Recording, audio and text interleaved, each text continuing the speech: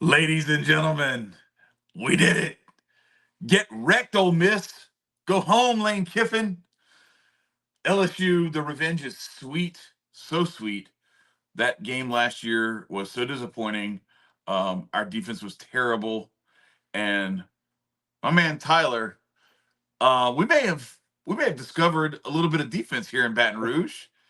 One, Mr. Blake Baker, even without Harold Perkins, without Jacobian Guillory, he has somehow found a way to create like. Do you know that LSU right now is second in the country in sacks per game? That's crazy. Like the pressure is real. Get used to it, SEC. I just hope we don't stub our toe this week coming up against Arkansas, but we'll get to that in a minute. First and foremost, it was the Death Valley defense, and the defense came to play. LSU takes down Ole Miss 29-26. Man, I watched that whole game at the Don Juan Cigar Bar here in Baton Rouge with T-Bob Abear and a bunch of LSU fans. T-Bob played center for LSU back in the Miles era. I think 07 to 11 or 06 to 12 to 11, 07 to 12, something like that. Anyway, he was and he's a real good dude, real fun, down to earth, very friendly.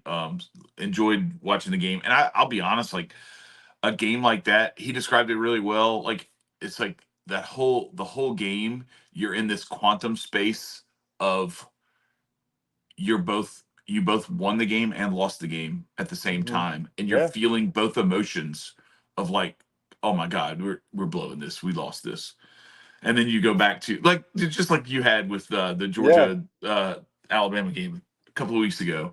But it's so great to experience that in that atmosphere with a group of people like that, because it's just so much fun. You ride that emotional roller coaster together, and you're high fiving, and you're second guessing stuff together, and then you're like second guessing each other's second guessing of other stuff. You're like, no, I disagree. Like I wanted us to go for two when we scored at the end of regulation, and I got checked on that. People are like, no, you got to let this defense play.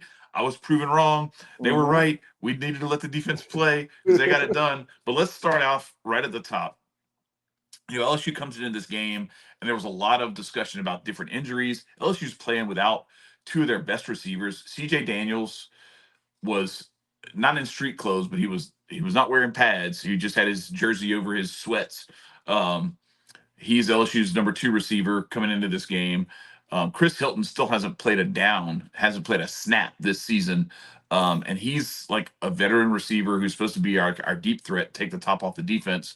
So we're playing kind of with a short deck. And we were thinking, because of what happened to Trey Harris, who's the best receiver in the country by numbers anyway this year, leading the country in receiving yards and receptions. He didn't play the whole second half against South Carolina last week, and there was a lot of speculation that he might not be able to play, might not be 100%. Well, let me tell you, he did not look like he was hampered at all by that ankle injury, because right off rip, first possession, there's an 81-yard touchdown right in his breadbasket, and he just drops it. So that's 0 for 1. Ole Miss was 0 for 1 on their opportunities to get out to a quick start in this game.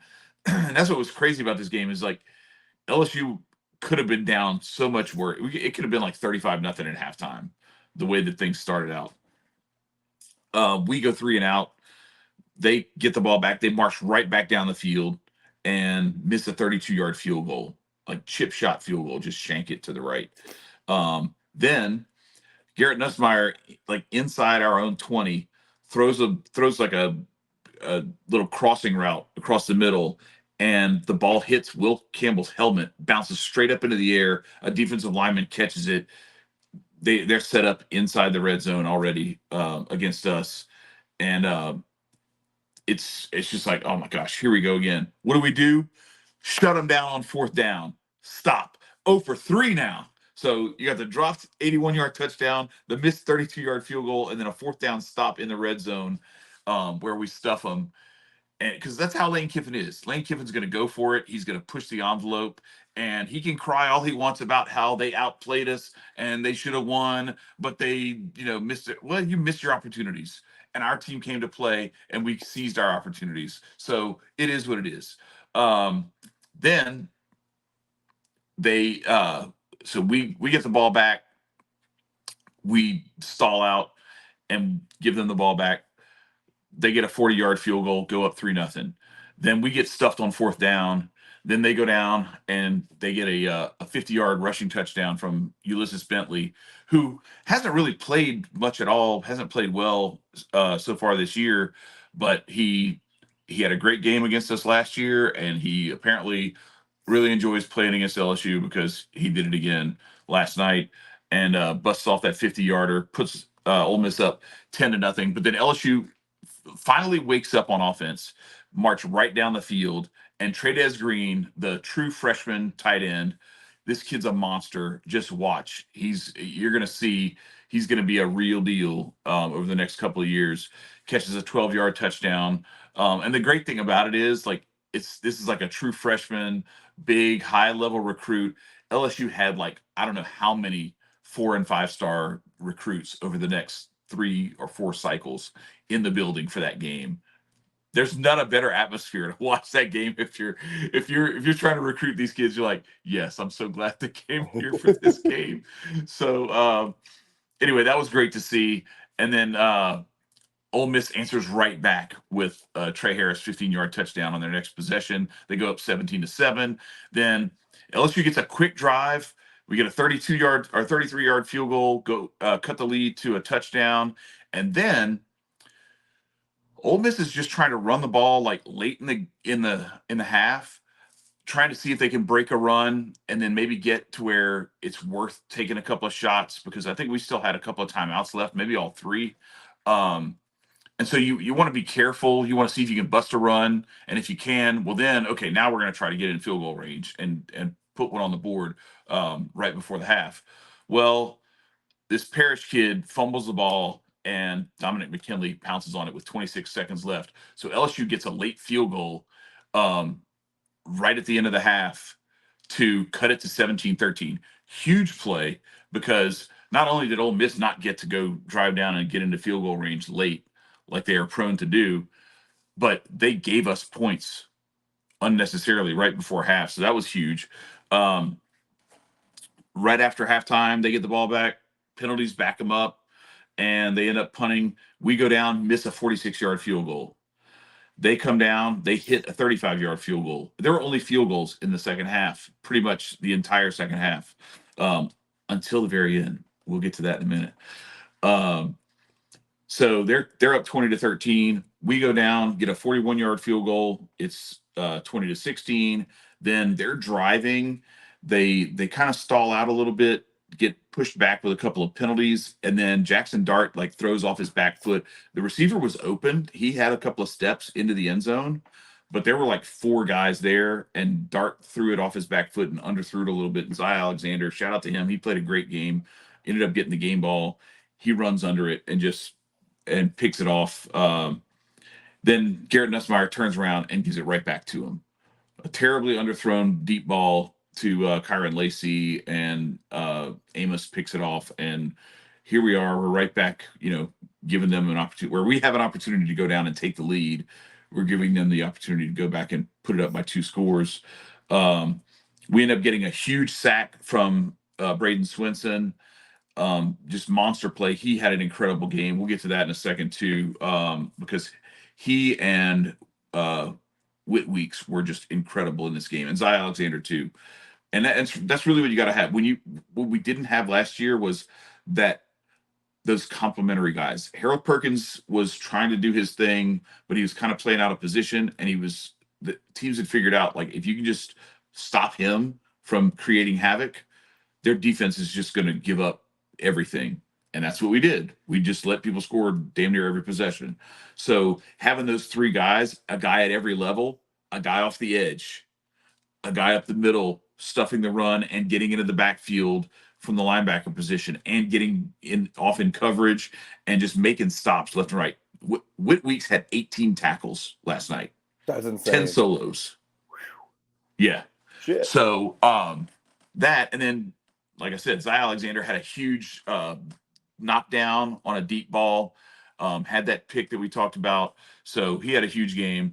So after that sack by Swinson, we get the ball back, but then with 6.5 minutes left, we stall out. We have to punt. Ole Miss eats up about 3 minutes on the clock, and they get a 37-yard field goal. Thank God we stopped them and held them to a field goal, because they get a touchdown there, it's probably over. So it's a 7-point game, 23-16. We got 3 minutes left. Then Nussmeier just did not have. It was kind of crazy. Like, he had a great game and he also had a terrible game at the same time. It was so bizarre. He completed 41% of his passes last night. Wow. 22 of 51.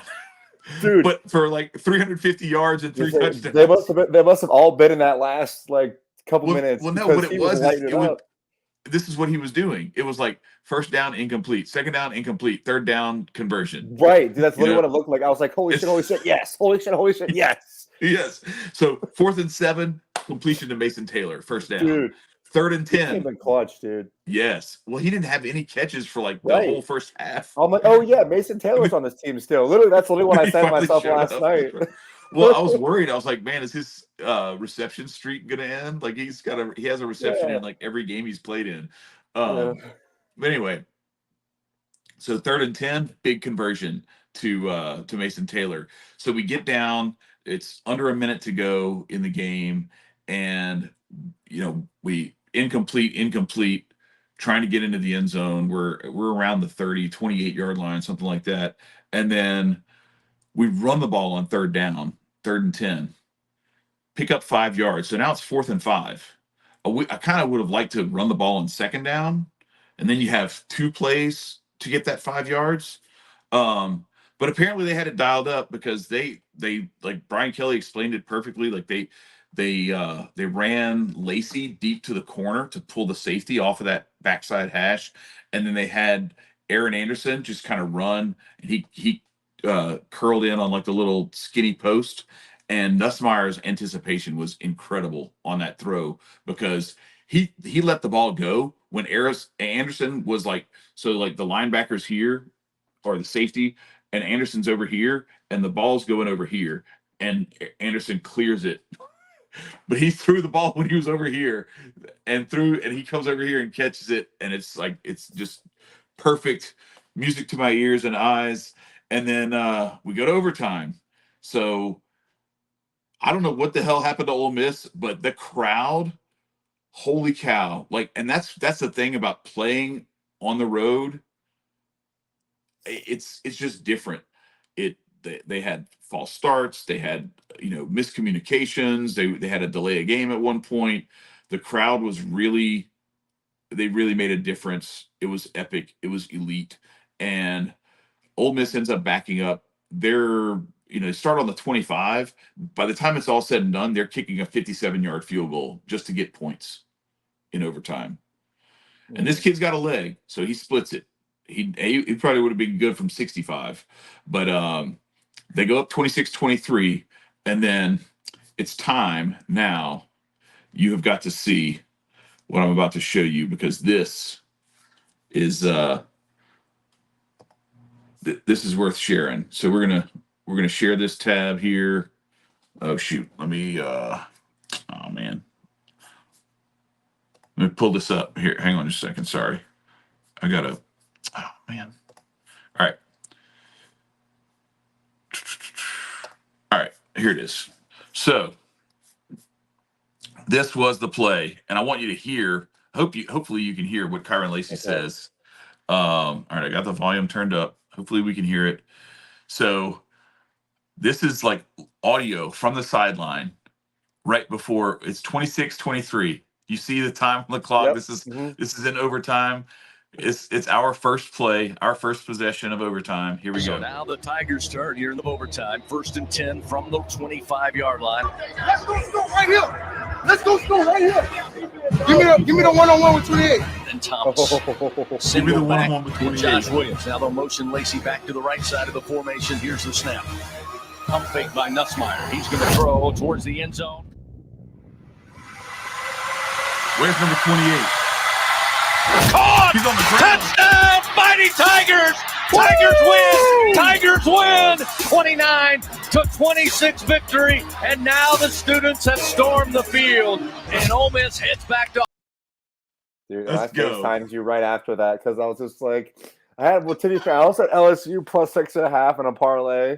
And I was just like, so there was that. And then I was just like, all right, let's see what happens. I was like, Nussmeier was like giving me heart palpitations down the line there. And I was just like, all right. Yeah. And then he throws it up, and I'm like, oh shit. Oh, somebody be there. And he was just bam, right there, right in the hands. Sure enough, dude. And then I FaceTime immediately. You were going nuts in the bar. That was such a cool moment. I was like, I have to call Chad right now. It was so much fun, and it was so, and I'm happy for them too, because like that's a great win. The greatest part about it for me was like all the criticism, rightly so, that the defense got all last year, and that they were getting this year. Look, let's be honest. We let USC just march down the field on us to basically house us at the end of the game in Las Vegas to open the season. We let South Carolina run all over us, busted plays, bad run fits here and there that, they didn't really do much consistently, but they broke off enough big plays that we're sitting there sweating out a last second field goal against South Carolina. And then Nichols, even like, what was that game? It was 23-21 in the third quarter when I texted you that time.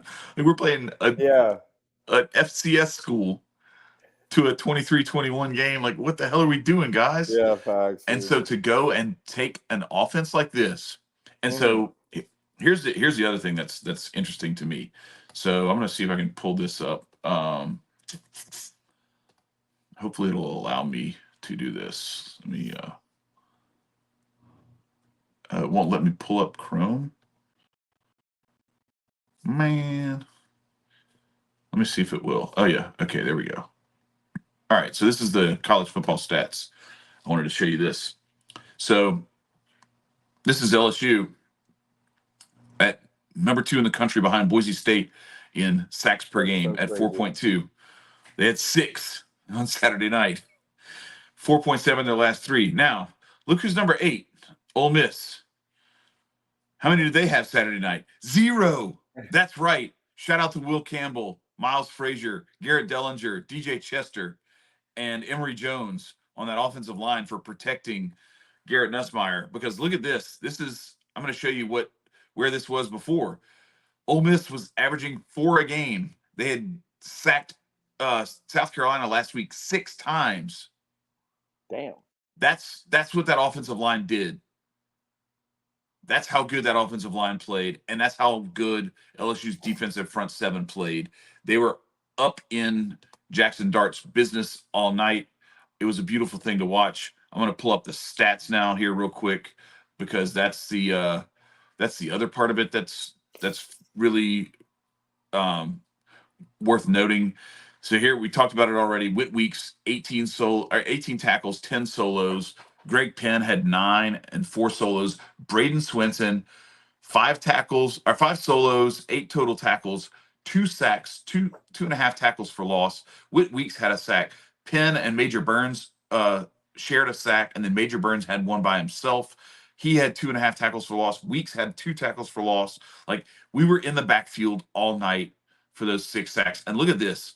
Look at the defensive numbers for Ole Miss. 3 tackles for loss, no sacks. So it's sometimes when you're playing in one of those games, we've talked about these SEC rock fights, but this was a different breed, because this was 2 teams pretty much playing for their playoff eligibility. Mm-hmm. Because Ole Miss is really behind the 8 ball now. Yeah, they are. They have no room for error. They lose one more game, I don't see. I can't see them making. Yeah, you don't get to lose to Kentucky and then lose this game and then go lose another one and still make the playoff. Now, if they run the table and then somehow the SEC kind of ends up in this weird a bunch of teams with multiple losses, and they get some tiebreaker where they end up making it into the SEC championship game, and then they somehow win the SEC championship game, okay, now you might have a different story. I actually kind of think if you are not Texas, Georgia, one of these teams that has where and really I would say like probably just Texas at this point. Yeah. Maybe Texas A&M. But although A&M hasn't played their tough schedule yet, they still have a lot ahead of them, a lot of work to do. But I think outside of Texas, I kind of think you don't even want to be in the SEC championship game. No, like honestly, like, I don't know if I want to be even at this point. You kind of want to do the old Nick Saban, avoid the SEC championship game, and then get invited to the dance anyway. Avoid the extra loss potentially, Right. and just get there anyway. Like as like Yeah. like as a 9-8 situation. Yeah, that's right. So that's kind of where this is. So let's do that part of this.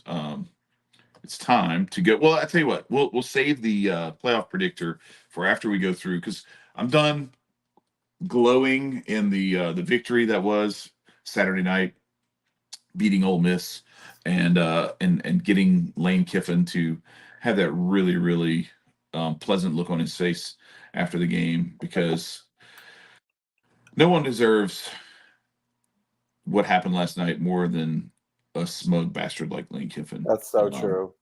He's one of those guys where it's just so fun to beat him, and it's even more fun when you beat him in this sort of fashion. Where like, especially when he feels like he deserved it. Yeah, he feels like they earned it and did enough to earn it, and then you said, "Nah, sorry, dude." That's right. Like, not today, dog. Not today. Yeah. Not today. Maybe not ever. Try again. Never. Correct. So next up, you guys played with your food a little bit. We did, and our food played back. Honestly, yeah, like, it's the food. 1-4. This is like the big dog and the little puppy that somebody just brought into the house, and the little puppy wants to like bite the ankles and bite the ears of the big dog and everything. The big dog gets pissed and everything, but all of a sudden the little puppy starts drawing blood and everything, and eventually you just have to be like, look, stop it, get down, down, cinnamon, down, cinnamon. No, like, so is that Mississippi State's name, Cinnamon? No. You ever seen Step Brothers? Down, Cinnamon. No, but I'm just saying it's funny if you call to think of Mississippi State as Cinnamon. That's actually pretty apropos. Like that's no, fair enough. So I don't know, like it's like we'll just talk about it. Like, we start the game off really just kind of ugly. Like, we give up our interception on our first 2 plays of the game. The ball gets popped up and they get great field position. We at least hold them to a field goal in that moment. We then go 10 plays and also earn our own field goal. So it's 3-3. And we're like, all right, well, we're going to have a game with Mississippi State. 1-4 Mississippi State is going to give us, all we can ask for, I guess. And so we keep it moving. We force them a 3-and-out. And then Beck was throwing the ball so much in this game. And we were looking downfield more than I can remember in like the last couple games so far this season. Just like consistently going to it. Beck gives up the early interception. We keep it moving. We were looking deep. Arian Smith actually can catch the ball this time around. So that was very helpful, because as fast as he is and as well as he gets open down the field, it's nice when he actually, catches the balls that are thrown to him. So that's very beneficial. We were also without Colby Young, transfer receiver, for definitely not also once again driving in front. Anyway, that also did happen. He was suspended for this past game. Listen, you can't. These kids are not taking the Shoelace Express anymore. It's not the free moped that only goes 25 miles an hour. I don't know why it's just us, but it needs to stop. I don't like. We need to take everybody's cars away. Y'all need to have like a CDL class for them, so they can have like some. They're like, apparently they like driving challenges. Like, have them learn how to drive a semi. Like, back this semi up to the loading dock and don't wreck anything, and that'll be your driving challenge for today. No more drag racing through school zones. Yeah, I don't know, man, but we turn around, score a touchdown, look good doing it. They go punt, we go field goal, and they go touchdown, and a fucking just like Michael Van Buren. I don't know any of the Mississippi State players, but this dude at quarterback's got a gun for an arm. And we just like we're giving them plays over the top for no reason. Like for a lot of the night, it's just like bam, 72-yard. Like they're deep in their own territory, and all of a sudden we're all turning around and the ball's, they're down on the 5-yard line, and we're like, what the fuck just happened? Right. And so, they get a touchdown off of that. We go back to touchdown, and then we get our own interception.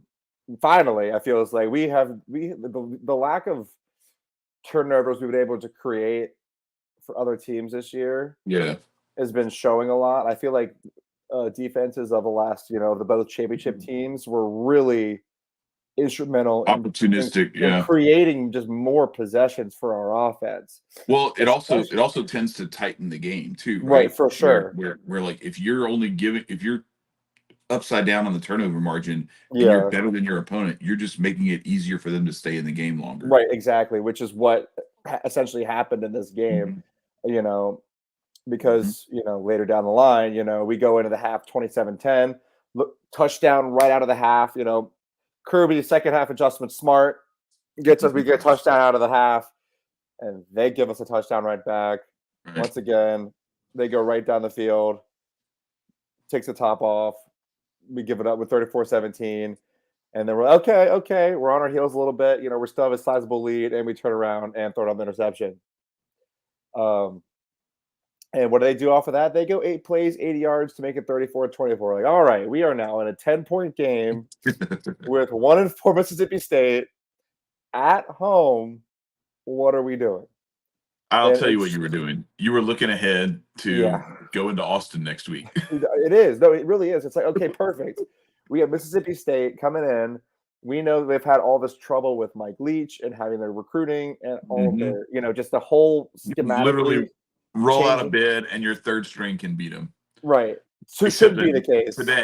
Except today, they're like, nah, bitch. Not today. It's like, we're here. It's like, sorry, man. But, we Carson Beck throws yet another pick. And it's just like, 41, 41-31 as a final score. We go touchdown, and they score another one to make it 31-41. And it's just like, I didn't feel good about it. Like, Carson Beck threw for almost 460 yards, and I just didn't feel like we did that much at the same time. And I just like defensively is what's really been biting us in the ass, it seems like. It's just like we're just giving up these plays that, we're talking about in the span of the last 3 to 4 years. We're just giving teams opportunities that they shouldn't get. And all of a sudden, like, we're on our heels before we can even think twice in situations where it's like, Mississippi State 2nd and 5 on their own 15, and all of a sudden they're on our 20-yard line within a play or two, and we're like, how did that happen? Like, it's just like we are not pressuring opposing teams the way we used to. I think it's Beck's decision making compounded with our defense just making silly mistakes, and not even mistakes, just not getting turnovers and not get pressuring. We're allowing teams to get comfortable when they shouldn't be, and that's what's really like pissing me off. Like that was one of the things that I think. Two things. Like, one, that was what I think was like a signature of what made during that back-to-back championship run, and then even before and after that, where it was still like you guys are right there on the edge of like you could have won 4 in a row. Right. Like there was a little stretch in there where it was like really really interesting for you guys, and that one of the signatures of that to me was like you were going to have to overcome like this hyper aggressive, like blowing you up all day, all over the all field, night. dude. Yes. And that's kind of where I think what's crazy is that's where I think LSU has landed. And that's why I'm so excited, because it's like, like we could have played that soft BS coverage like we did last year against Ole Miss, and we would have ended up in the same position that we were, where it's like, okay, now you're letting them get everything in front of you. They're always getting 5 to 7 yards. And then we're not tackling well. So they're also like busting tackles and making it 40 yards instead of 5 to 7.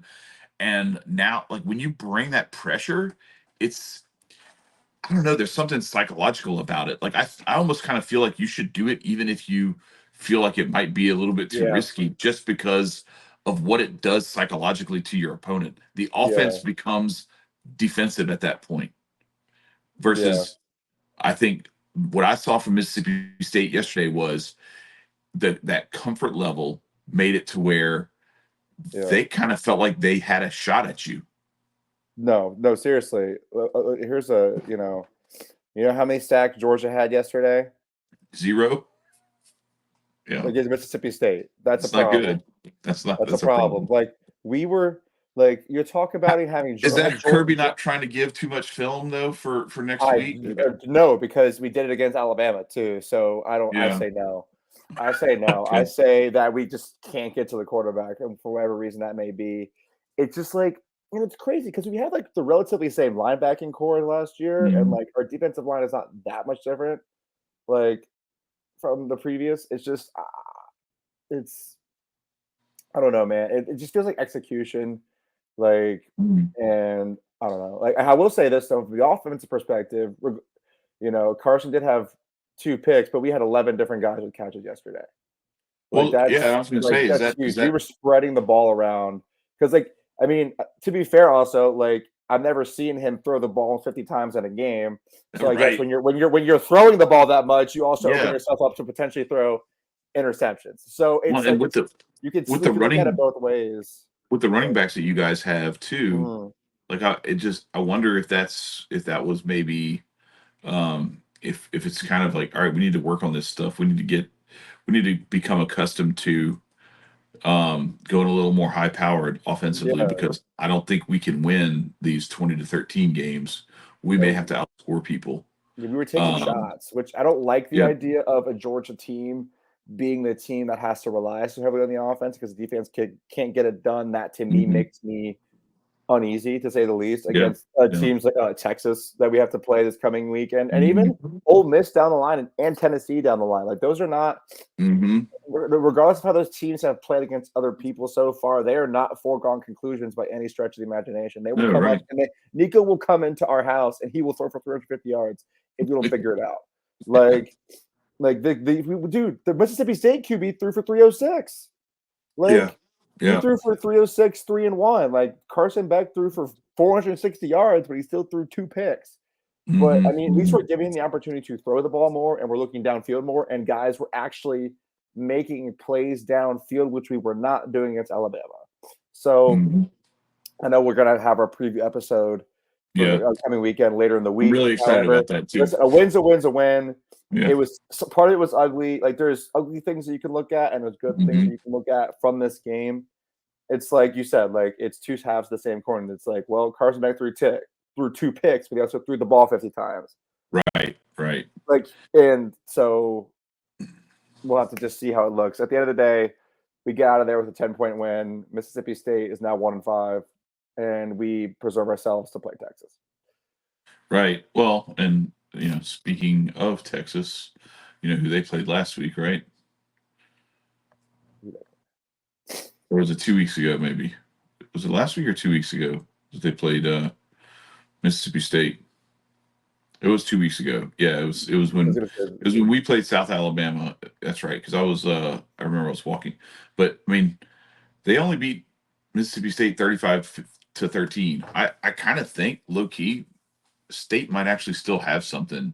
Like I think they went through their lull in the wake of the Mike Leach tragedy. But like that game was 14-6 at halftime.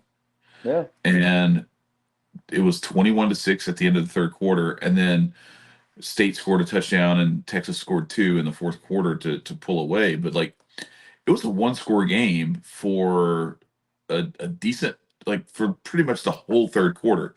Texas scored with 16 seconds left in the third quarter to make it 21-6. Like Mississippi State was right there with them the whole game too.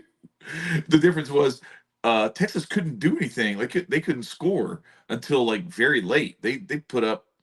You look at it in the last 16 minutes, Texas scored 21 points. Yeah, You know what I'm Which I saying? mean, So yeah, it was reverse for us. Like they outscored us in the second half of that game. Like we put up all of our points early and then had to just hope they didn't score more in the second half. So I guess Texas just had the reverse. I don't know. We'll have to see. Like all and I they know is gave that up almost 300 yards of total offense to Mississippi State. They gave up 150 on the ground to State. you know what, Chad? I don't feel as bad now. There you go. See, that's what I'm here for. Yeah, Listen, we did it a couple of weeks ago after the Alabama loss. I was your therapist. That's what I'm here for, man. I'm just here to keep you us Georgia between the fans are known to ditches. be very self-destructive in our thought processes. Listen, Listen, man. Do you know who you're talking to? Yeah, the Like, wheels are falling off in our brains before they're actually falling off in real life. I had to wait. I had to wait for. I had to wait for, like, we won a national championship in 1958. I had to wait until I was almost 30 years old before we finally won another national championship. And then I only had to wait 4 more years to win the next one. Then I had to wait another 12 years for the next one. I'm hoping that, I was not big on the Brian Kelly hire, and I've had some little moments here and there where I've kind of felt, vindicated and justified in not being thrilled with that hire because he had all his struggles with winning big games at Notre Dame. He only had the one win against Clemson that was like in a weird scenario, and then they end up getting blown out by him later on anyway, so it kind of renders it moot. But look, I gotta say, you look at the record now, and like he's starting to show me a little something. He inherited a really busted roster. We only had 39 scholarship players in our bowl game the year before he took over.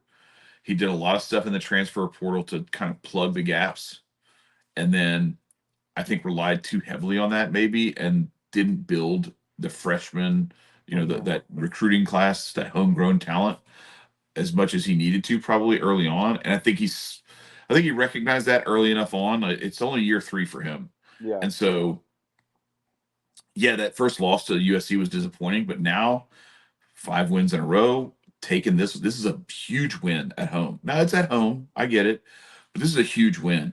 It's massive. Dude. And 2 years ago, the overtime win against Alabama, that was the year, that was one of Alabama's best teams on paper that they've ever had. It was, you had what was the linebacker's name? Will Anderson and Bryce Young, and like all those receivers and like everything like that. That was a really talented team. And LSU took a bunch of like JUCO, low level D1 corners, and a couple of linebackers from the transfer portal and locked them down and beat them in overtime with Jaden Daniels from Arizona State, who I think his career high was 10 touchdowns or something like that before he came to LSU. And he threw a touchdown pass to a freshman, Mason Taylor, in the corner. I look at this and I'm like, okay, I'm kind of feeling a little bit better about where this thing is headed. And, maybe I'll get to experience that a little sooner rather than later again, because we have some really good recruiting classes coming. We're going to get into that too later on, because this weekend, like I said, was a huge recruiting weekend. And one of the coolest things about it was 2 kids from right here in Baton Rouge. This is something I always love to hear, love to see. Jacob and Blaine Bradford were on campus. Jacob is a recruit, a safety recruit for this upcoming class. Blaine, his younger brother, is a 2026 recruit, I think 26 or 27. Number 1 corner in the country, or at least he's a 5-star corner. I don't know if he's number 1 in the country, but I think he is. And Jacob's a 4-star safety. I used to drive these kids to school. Oh yeah. In the morning, we used to carpool with them. They played basketball with my boys. Anyway, it was just I've known these kids since they were in 4th grade, that kind of thing. So it was really cool to see that, and Jacob committed to LSU on the spot this weekend. Like they announced it on Saturday before the game that he had already committed. That's so he great. He was committed to Houston, hadn't gotten the offer from LSU. And then LSU came through with the offer, and he on the spot. Of course, dude. Baton Rouge. Right. Come on now. So yeah, so it was that was really cool. I was like, I gotta tell his mom and dad, like he better not flip and go to Alabama, because we've had a lot of those Baton Rouge and New Orleans kids. They're committed to LSU, they flip and go to Alabama. I'm joking. He's not. I don't think he's gonna do that, but it was really cool to see that. And there's a bright future ahead for LSU recruiting wise. Now, not so bright futures.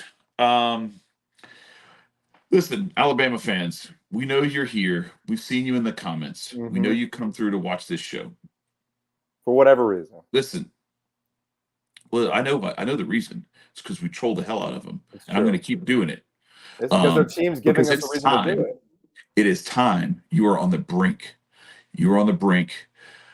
This is so one of the guys here, Matt Moscona, local radio host, he has described this as like their Les Miles era, where they're going to still be really good, 9-10 win seasons, but that's kind of and you might win a natty, one or two here or there, but this dominance of like winning 6 in 17 years and being in the championship game half the time and being in the playoff all the time is coming to a close.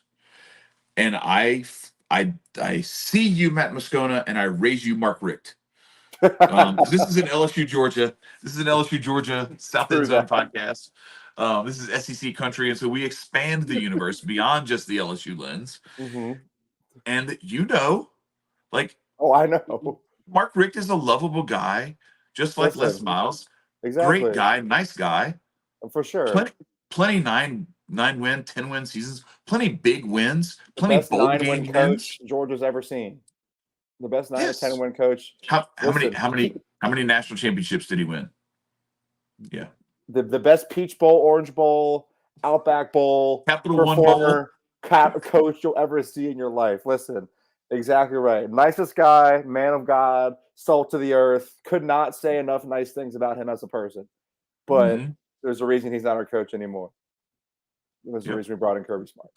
There's a reason why Les Miles isn't our coach anymore. And there's a reason why Ed Ogeron turned around and won a natty 3 years after he left. Even Ed Ogeron could get it done. And I actually kind of I think the whole like COVID thing and all that stuff like really messed him up. Now there was some other stuff off the court that he was doing that got him in a lot of trouble with the board of supervisors and everything. But no, like this is where now the playing field is kind of evened out. I think Steve Sarkisian is a really good coach. He's not Nick Saban. He's not Kirby Smart. You guys still have Kirby Smart. I actually think there's a chance maybe Brian Kelly is like coming into his like, I can actually, if I get the players, and now that he's in a place like LSU where he doesn't have to deal with the restrictions academically that Notre Dame has to deal with, I actually think you look at how he has developed offensive lines, tight ends, and quarterbacks. Yep.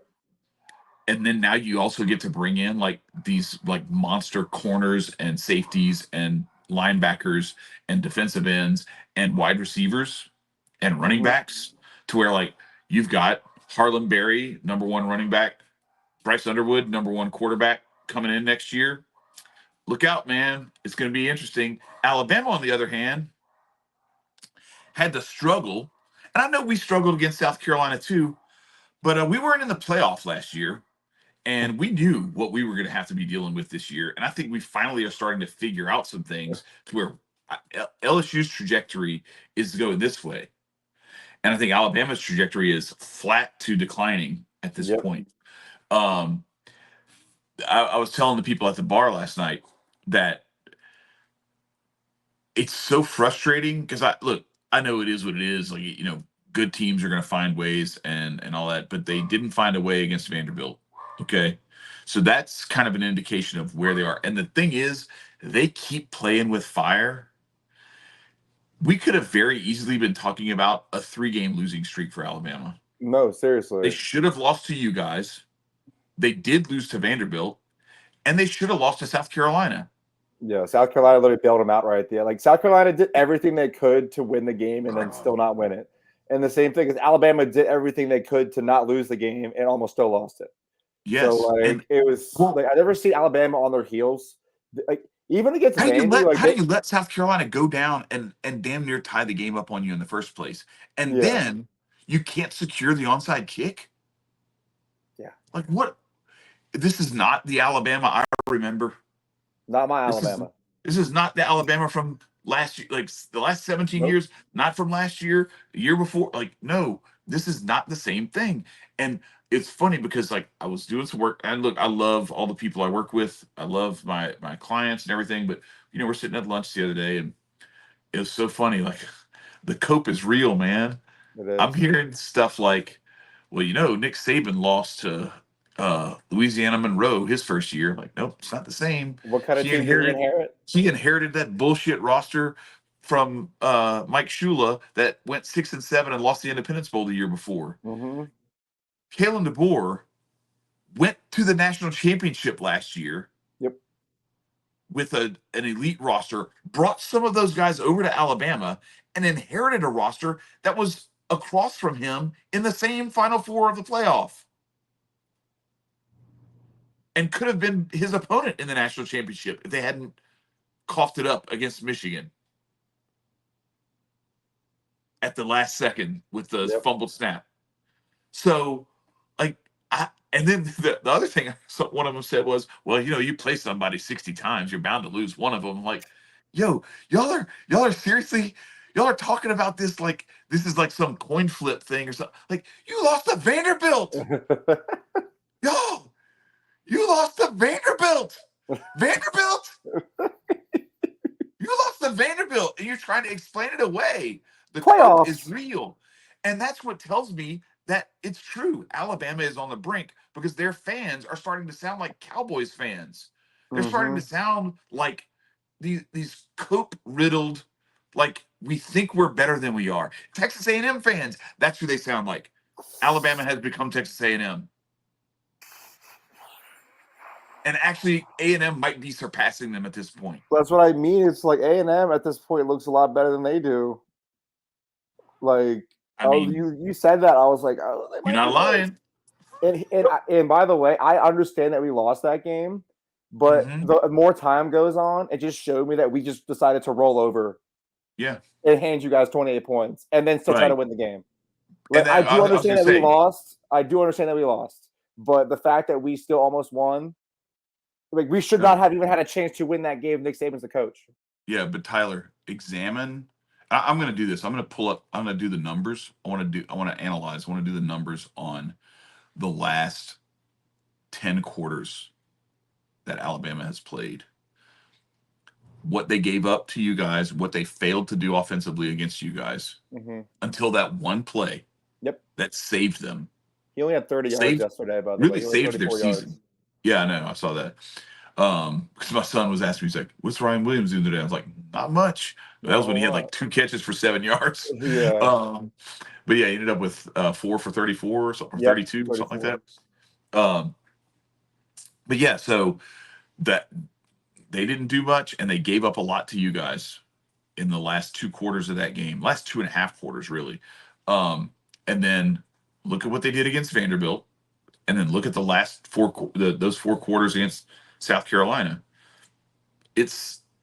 I'm telling you, like, this is the only thing they have going for them is their schedule isn't terribly difficult. It's not easy, but they don't have Texas. They don't have you guys again, where like if they had, I think if they face you guys now instead of when they did, if you weren't their first real test, it would have been really interesting to see how you guys walk into that game and how they respond to the way you walk into that game. But they have Tennessee at Neyland next week, then a week off, and then us. And then they have, let me see. Let me pull it up. Hang on just a second, because I was looking at it. I wonder what the line's going to be when you guys finally play them. I wonder what it's going to be, to be honest with you. Yeah, I mean, you could probably find some places where you could You can get that line now. Even We don't know what I'm just saying. We don't know what's going to look like when it's actually that week, though. Like, yeah. Oh, right. When Once you get of to that week, once you get to that week, it's going to be different. All right. So were they off the week before Vandy? No, they were off the week before they played us. They were off. Oh, that's right. They played y'all, and then they played Vandy. Okay. Yeah, we were both so. off before that game. All right. So what I want to see is their schedule. Because I know they play us, and then they play. They play Tennessee, and then they play us, both on the road. That's the part that's. Oh, so it's Tennessee. That's what it is. It's Tennessee at Neyland, 2:30 ABC. Like one of their big prime matchups. Not prime time, but still that 2:30 afternoon. That's a big matchup. Then Missouri at home, which I know Missouri has looked ugly lately, but it's still like they got dudes. They got Luther Burden is still on the team. Luther Burden is still there. Reese, still a dog. Yes. And Brady Cook is still playing quarterback. So yes. they just like they And if Drinkwitz can figure some stuff out after what happened to them last week with Texas A&M and what happened to them a few weeks ago with Vandy, where they almost lost, I think he's tightened some stuff up. Look, we've seen it before with Alabama with Saban, where like you think like, oh my God, they almost lost to South Florida. And then it's because they played like 3 backup quarterbacks in that game, and it was raining and it was disgusting. And then they like come back and stomp a mud hole in everybody after that. So it is what it is. Like I'm not saying Drinkwitz is Saban, but it could happen. They can tighten some things up and make that a game. Then they got us at Tiger Stadium in Death Valley. I'm hoping that's a night game. I don't know. We don't have a time yet for it. God, I hope it's a night game. I hope it's a night game. Then they get a kind of a week. They have a bye week before us, like they always do.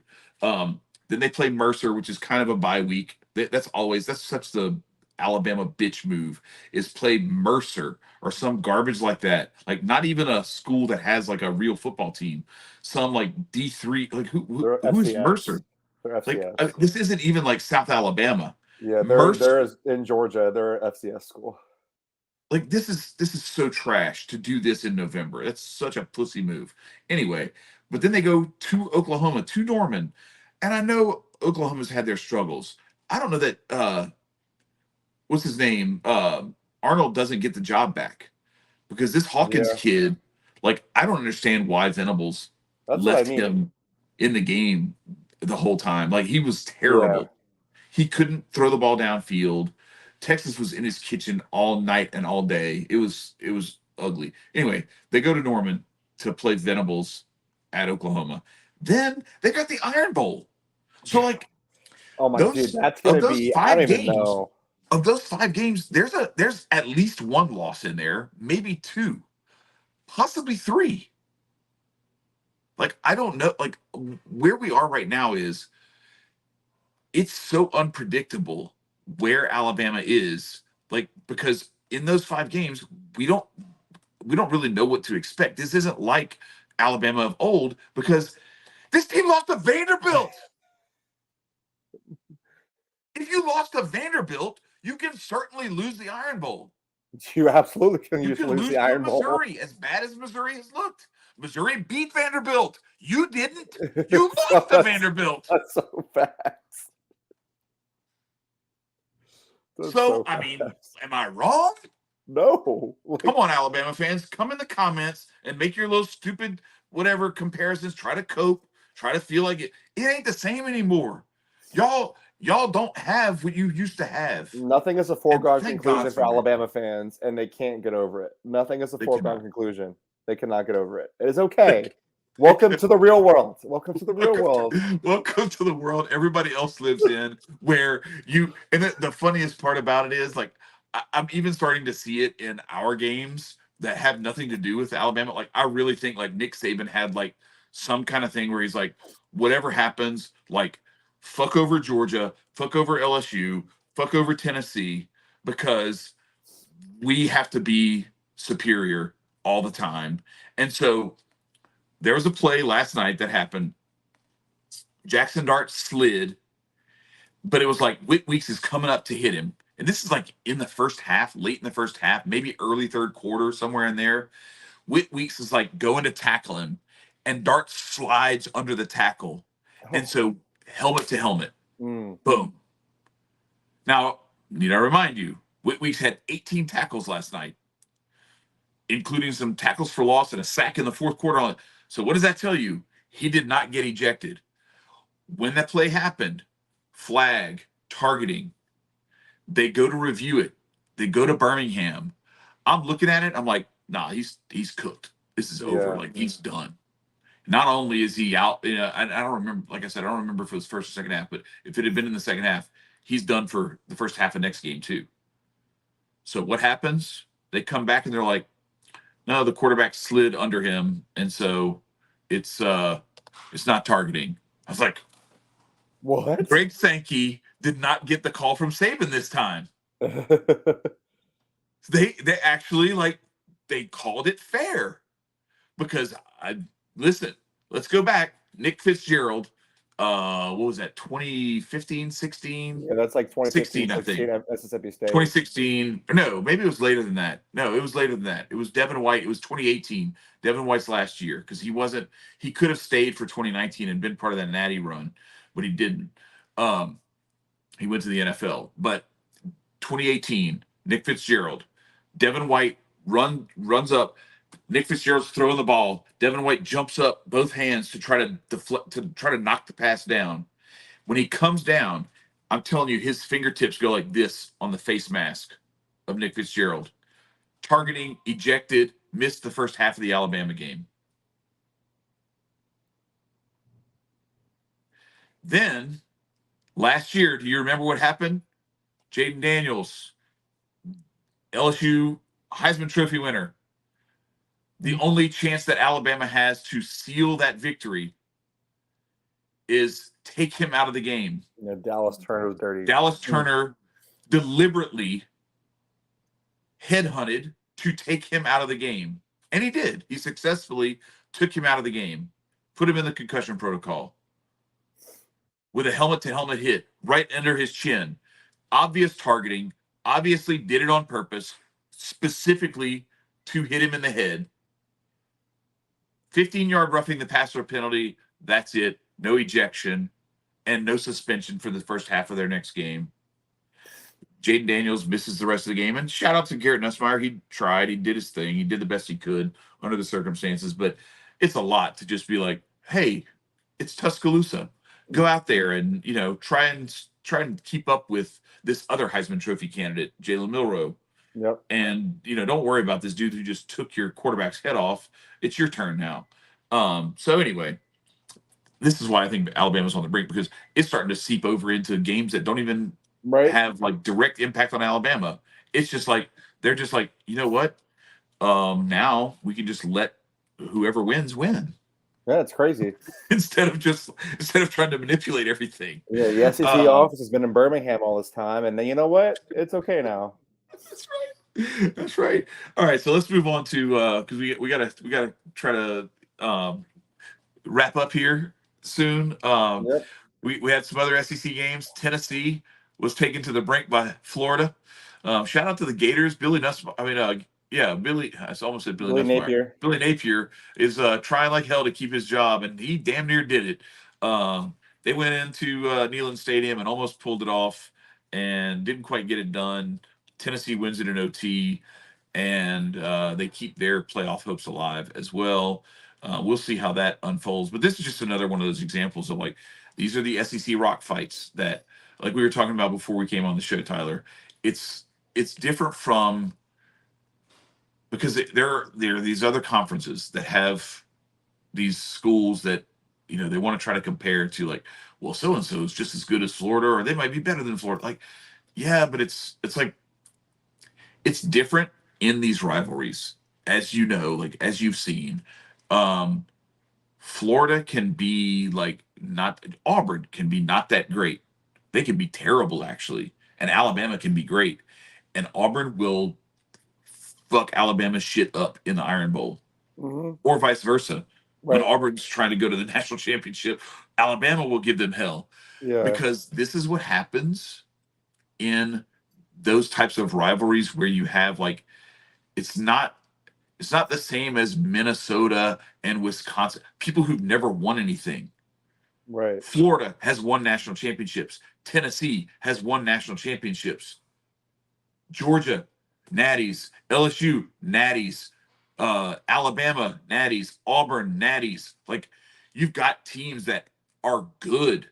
And the rivalries that develop, like you talked about, like Georgia and Tennessee don't share like Florida anything and Tennessee. geographically. I'm sorry, not Georgia. Georgia, Tennessee don't share like this geographical obvious rivalry. Yeah. They have a rivalry. Same with LSU and Alabama. Honestly, like we shouldn't be rivals. We weren't really rivals before like the 2000s. Yeah. Not like that, but a little bit maybe in the 80s and 70s. But like it really became a thing because LSU and Alabama were the two top programs in the SEC. Mm-hmm. And then Florida kind of came up and did their thing with Urban Meyer. They were one of the top programs before with Spurrier. And then Georgia, even with Mark Richt, was like right there, kind of like third fiddle or fourth fiddle. But now with Kirby Smart, you've got this other rivalry and so you had like the Nick Saban LSU Alabama connection. Now you had the Kirby Smart Alabama Georgia connection. Yeah. These things create these rivalries where these are like juggernauts, and there's 6 of them, right, in the SEC, and now there's 8 of them because you brought Texas and Oklahoma in. Right. More natties. Mm-hmm. What does the ACC have? Clemson and Florida State, and maybe if you can go back far enough, Miami. Yeah. That's it. Ain't nobody else. What does the Big Ten have? Ohio State and Michigan. That's it. And now they brought in USC and Oregon, and you saw what happened. Oregon beat Ohio State. We'll talk about that. We'll get to that one in a second. But yeah, so this is what Tennessee, Florida, Tennessee had national championship aspirations. They still do. Still have playoff aspirations. Yeah, this was like a Florida team like this can come mess your season up. This was Tennessee was favored by like 2.5 touchdowns or something outrageous in this game. Mm-hmm. And I'm like, I even texted you before the game starts. I was like, you know what? I bet Florida Tennessee is like some wacky 3-point game. And it was 3-0 at halftime. Technically it was. Like, yeah. I kind of think, this is just me, but like I think when it comes to like the betting lines, I think whatever happens at the end of regulation should be whatever the line closes at. Yeah. So if you've got so and so plus 3.5 or whatever, and they lose by a touchdown in overtime, you win that bet. Yeah. because they were tied at the end of regulation. Listen, man, you were right. Saying, Tennessee, listen, especially when you go down to the swamp, and that's the thing. It's like it's the mystique of these SEC road games. Like you got to go down to the swamp, and they're going to be singing Tom Petty, and it's gonna like the lights are going to be on, and it's like you got to play through that. And it's like LSU, you got to show up to LSU. You know, it's just different in the SEC, and that's why we love it so much. That's right. Yeah, that's why we started this show. The South end zone is where it's at. It's not the Midwest end zone. It's not the North end zone. It's not the East Coast end zone or the West Coast end zone. It's the South end zone. So Texas and Oklahoma come to the SEC to reignite the Red River rivalry, and Oklahoma's got to do something different at quarterback. Michael Hawkins Jr. is. I'm sure there's a lot of promise for him. You know, true freshman, or is he a true or redshirt freshman? Anyway, he's a freshman. He's a redshirt, or you're not sure? Okay, no, sure, not sure. Yeah, he's a freshman, and I mean, I don't know, maybe Jackson Arnold's the guy. It's they probably should have gone back to him at halftime just to try to spark something, because it was kind of similar to the LSU Ole Miss game where Oklahoma had a bunch of chances early on, and they only had 3 points to show for them. And then once Texas put their foot on the gas, that was it. And they just ran away with it, and it was over. So we won't talk about that one too much. But Texas is looking legit, although I will say, based on what we've seen so far from Oklahoma, almost losing to Auburn, not looking great otherwise, I don't know that you can say Texas has truly been tested yet. So this week, we're going to really get to see, and And some stuff is actually starting to take shape now, where we've been talking about how confusing this season has been. Mm-hmm. It's starting to become less confusing because some of the stuff is just like, oh no, maybe Vanderbilt actually is solid. Like They might actually be decent. They might not be terrible. It's still terrible that Alabama is the team that showed us all that Vanderbilt can win an SEC game, because Alabama is about on par with Kentucky right now. If you kind of monitor things, because I would have expected Vandy to have like a complete letdown, and for Kentucky to see this as an opportunity to go show the world that that was a fraud last week. And no, Vanderbilt was like, y'all are a fraud. So anyway, we move on. Outside the SEC, we get into this barn burner that was in Eugene, Oregon. The Ducks get it done. I told you. I told you. Ryan Day can't win big games. And Oregon, like Dan Lanning, just like has a way. And Ohio State hadn't played anybody yet. Like Iowa, that was like their best competition so far this year. At least Oregon played Boise State. Yeah. And Dylan Ashton Jeanty Gabriel gave them the business, but they still got it done. They still won. Dylan Gabriel showed us all why he was like a preseason Heisman contender. Like we're all looking around and we're just like, this guy, really? Yeah. Are we sure? That dude who had like one good game against Texas. Yeah, turns it on last night. I was very impressed. Oregon's defense, like, I mean, honestly, the fact that this game was so close to the end just, I mean, makes it even better. But just like the way, like the last like few minutes and even seconds of that game shook out, I even for a second I was like, well, I guess these young quarterbacks like Nico running out of bounds at the end of the Arkansas, like, but no, like Will Howard played for 4 years at Kansas State. He's a graduate transfer. It's not like he transferred as a sophomore. Won a conference championship in the Big 12. Kansas State. Won the Big 12 championship. That's what I mean. Against the team that went to the national championship. I just don't know what. I just don't know. Like what that. What are your thoughts on how this game turned out? Like, I thought it was a phenomenal game from start to finish. Yeah. I mean, I'll be perfectly honest. I was. Oh, that's fair. You were busy. You were in transit, and I was watching the LSU. I was like watching both, and I had a quad box, and the Oregon Ohio State game was part of it. So I would see like what the score was and like what was going on, but I wasn't really completely paying attention. I'm gonna have to go back and watch, some like a little rundown of that one, because I don't really even know like the flow of the game or anything like that. Yeah.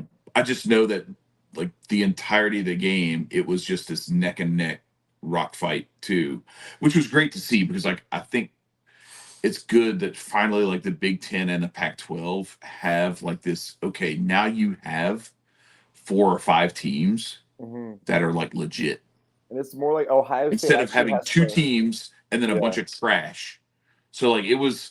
So now you've got Penn State, Ohio State, Michigan, and then you have Oregon, USC, and Washington here and there, depending on what they how they do with Kalen DeBoer's replacement, and if they can keep it up. Like it's not, they're not on that level necessarily, but you've got some greater talent that's been added to the Big Ten now.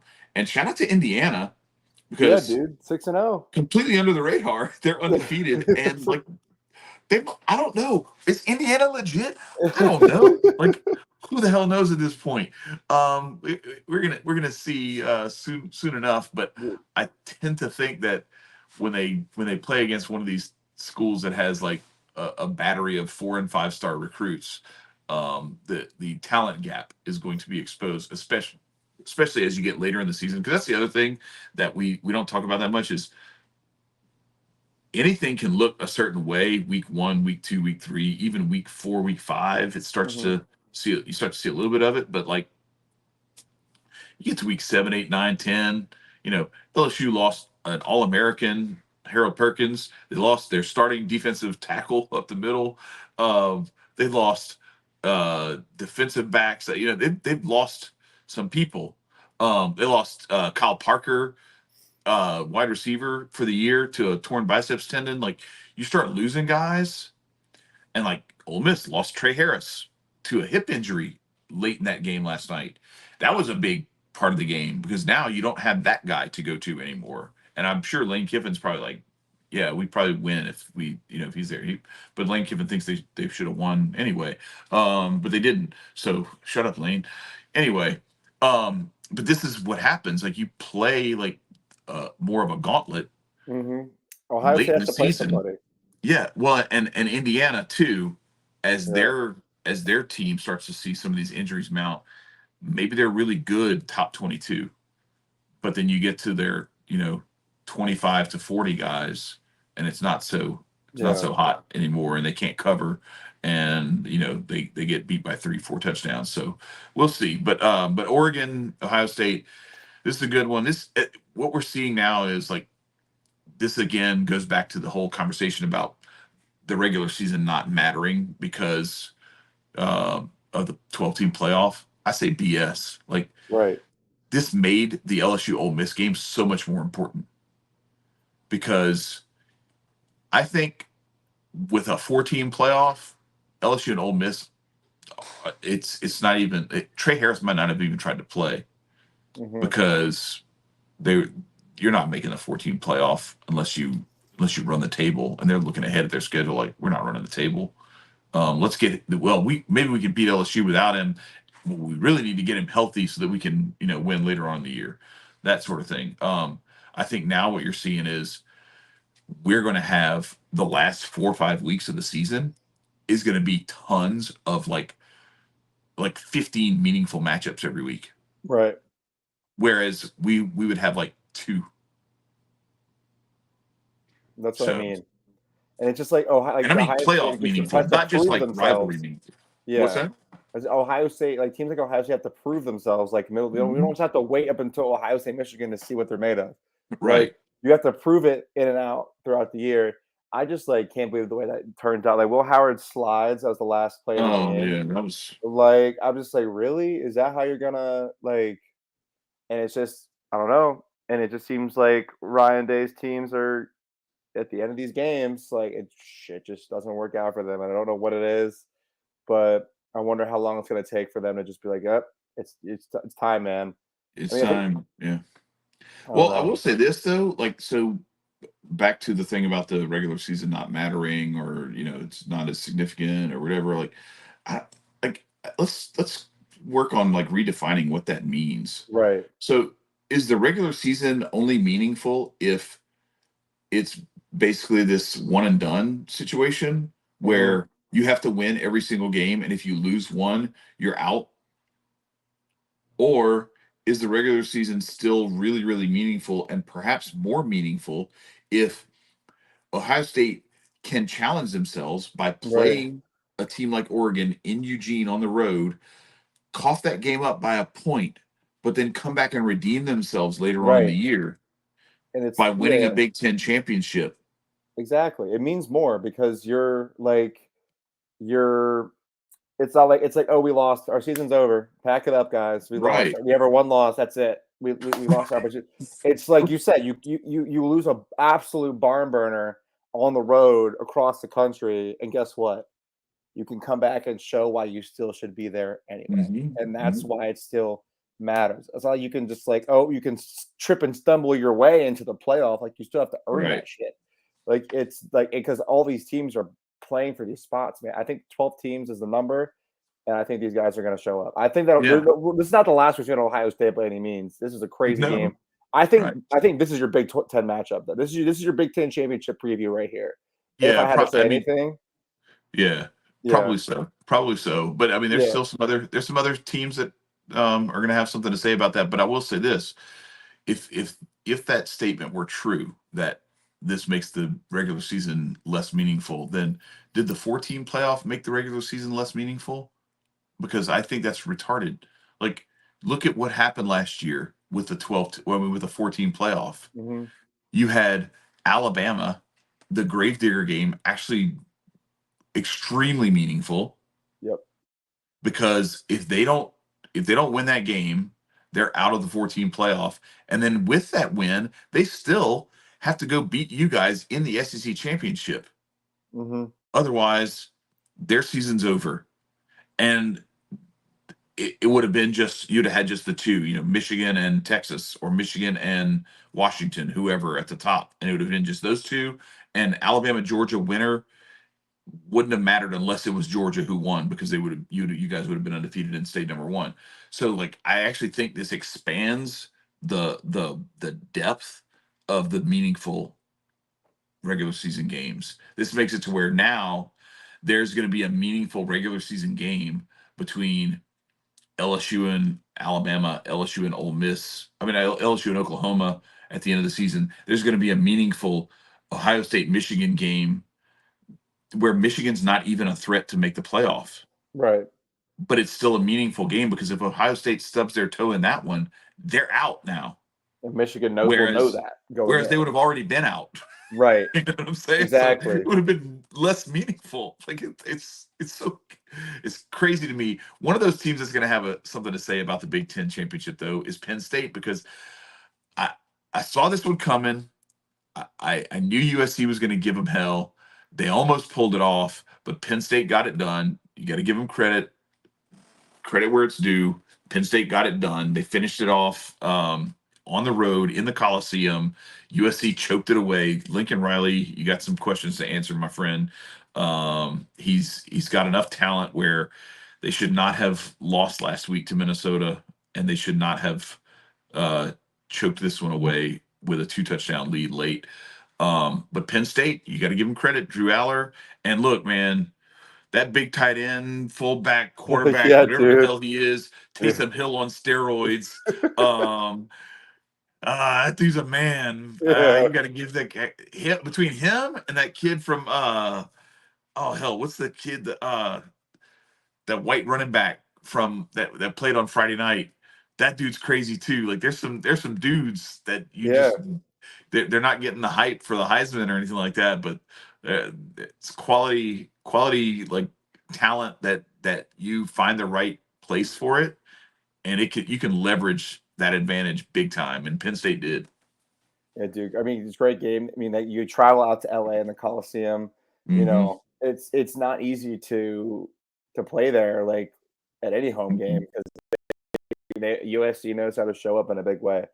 And it's funny, like I thought that Penn State's rushing game is what was going to win in this game, and Katron Allen only runs for 56, and Singleton only runs for 26. But Drew Aller, 391 and 3 interceptions, and they still won. I know. Like, and a couple of those interceptions were really costly too. Yeah, seriously, interceptions are always costly, but like it's like setting USC up for touchdowns, and it's costing them touchdowns. If this isn't just some like you're at the 30 and you throw it deep and they pick it off at the 45 and it's just like a long punt, or a short punt.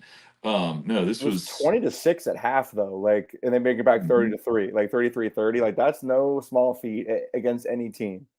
So Penn State gets their credit where credit's due. They're going to be competing for the Big Ten.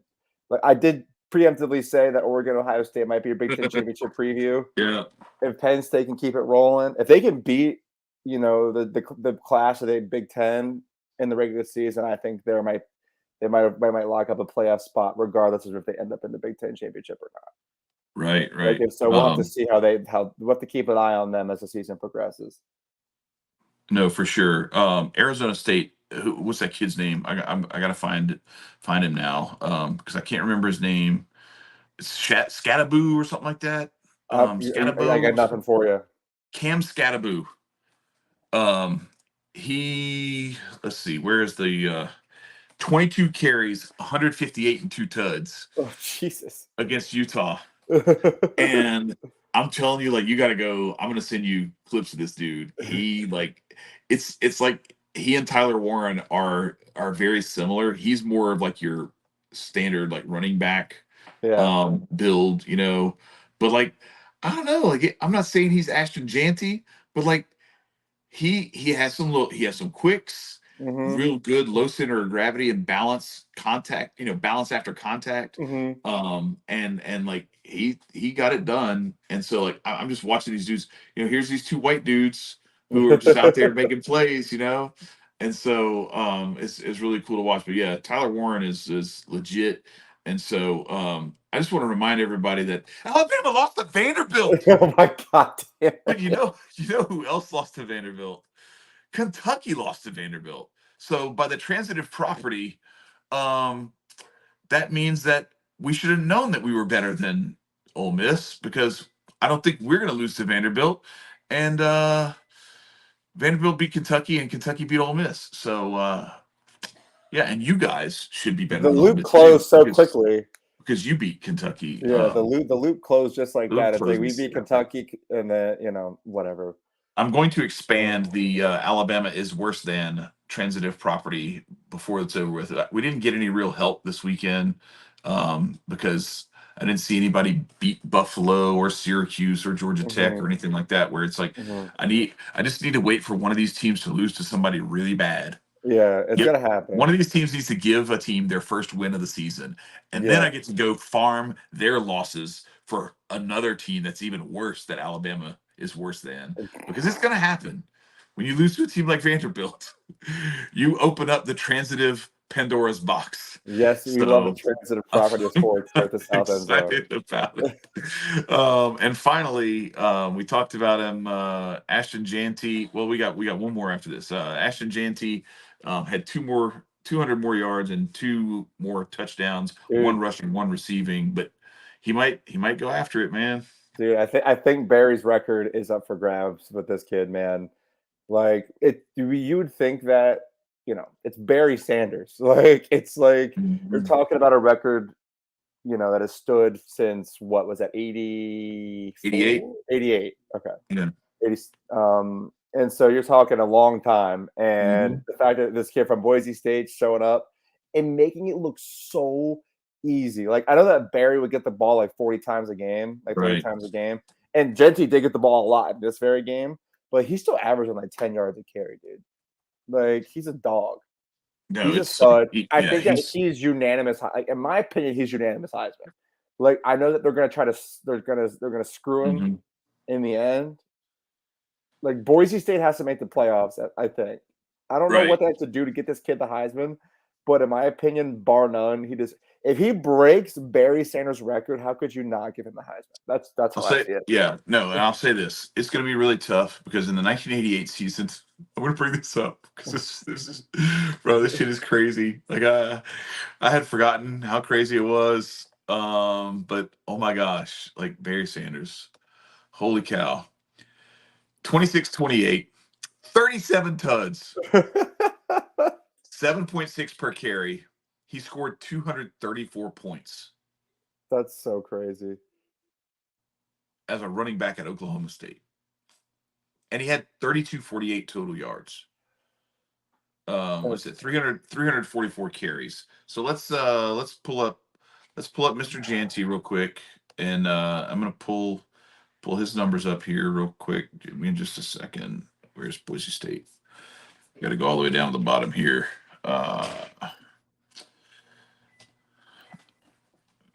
Why are these things in chronological order? Boise State played like in the middle of the night last night. Where is this? Or did they? Did they play earlier? Man, come on. Where's the Boise State game? They played last night. Yeah, it was late, wasn't it? No, there it is. The last game. I'm just stupid. Sorry, that's on me. I'm just kind of dumb. I'm not. We've been on here for a while, folks. Give us. I know. Like we'll be getting out of your guys' hair here shortly. We're wrapping up. All right, so here we go. Where's Mr. Jeanty? Let's pull him up and see where he stacks up, because he's got 6 games left plus a bowl game, and I don't know if that's. I don't remember. I'm assuming that Barry Sanders, that did not count. So he's on pace for, if you double this up, he's on pace for like 250 carries, 2,500 yards, and 34 touchdowns. So he's on pace to fall just short of the record. Which is insane when you think about how well he's playing. Like it just shows what that record really was. Why did I unshare? I didn't mean to unshare the screen. I wanted to actually continue the share, but I wanted to go into what their schedule is because that's the important part. I want to see Boise State's schedule. Come on, Boise State. Bear with me momentarily here because I'm just seeing like where can he go to like farm a matchup Like a or 300-yard rushing for like a 300 or 400 yard game. I'm not even joking. Like there's some opportunities here. UNLV, San Diego State, Nevada, San Jose State, Wyoming, Oregon State. Like, yeah, come on, Ashton, you can get it done. Why could you not? Like, Go get it. If he can't do it, I don't think any. Like, I mean, I think it's going to be like a long, long time before anybody breaks, or maybe never. Mm-hmm. Breaks Barry, but that just shows who Barry Sanders is. You know what I mean? Right. But this kid should win the Heisman, in my opinion. That's how I feel. Speaking of people named Sanders, Coach Prime, and his son Shador. We've kind of gone the full circle on all this stuff. Where like we were very complimentary of Coach Prime a couple of years ago. I liked what he was doing. I liked the way things were going. And then I kind of felt like last year it kind of, as the season wore on, it went from being really like hype worthy and like I was excited and I was kind of rooting for him to like some of the stuff started to wear on me. And then coming into this year, it started to wear on me even more. But I got to give credit where it's due. I know they were playing at home, but like Kansas State's legit. Mm-hmm. And they like gave Kansas State everything they could handle. They took the lead late in that game, and Kansas State had to get a busted play, long touchdown to win it. Mm-hmm. And then Colorado still got the ball back and tried to make an effort to get it done. So shout out to Coach Prime. They almost got it done, but I think this now puts Kansas State in the driver's seat for the Big 12 championship. Colorado could have had a shot at it if they win this game, but no dice. But we want to remind everybody that like we do this. We're out here. I know we troll the Alabama fans, maybe a little bit of Ole Miss fans, definitely the A&M fans, and maybe a few other folks here and there, mostly Alabama and Texas A&M fans. You know who you are. But we want to remind you to like, to share, and to subscribe. Mm-hmm. Because later on this week, we're going to get to our preview, and you're going to want to watch this one because all eyes are going to be on the SEC in Week 8. There are some big marquee matchups, not the least of which is Georgia, number 5, at number 1, Texas in Austin. We're not going to talk about it right now. We're just telling you what's coming. Tune into that show. It's going to come up later on this week. We're going to give that preview. We also have number 7, Alabama, at number 11, Tennessee in Neyland Stadium. That one's going to be electric. That's the 2:30 game. What time is you guys' game? We're the night game. We're going to be college game day. Okay. So you got to play at night in Austin. We sure do. That's awesome. Hey, look, we went in there. We won the Natty in 2019. We started it off going into Austin. It wasn't against a team this good, Quinn Ewers and all that stuff, but we had the Sam Ellinger kid or whatever, and it was Joe Burrow's coming out party with Justin Jefferson. Pretty electric out there. Some less electric or high profile games, but LSU's got to not have the letdown. Yep. We go to Arkansas, and then we go to A&M after that. Back-to-back tough road games after this big win against Ole Miss. Cannot have a letdown. We're going to talk about that. South Carolina goes to Oklahoma, to Norman. That's just a really cool matchup because, like, you never see these teams play each other. And honestly, like, I don't know what to expect from this game because I kind of think Beamer Ball is going to go beat Oklahoma in Norman. I think it's very possible. But I don't know. So we're going to see. We'll talk about that one a little bit later on. Get into that matchup.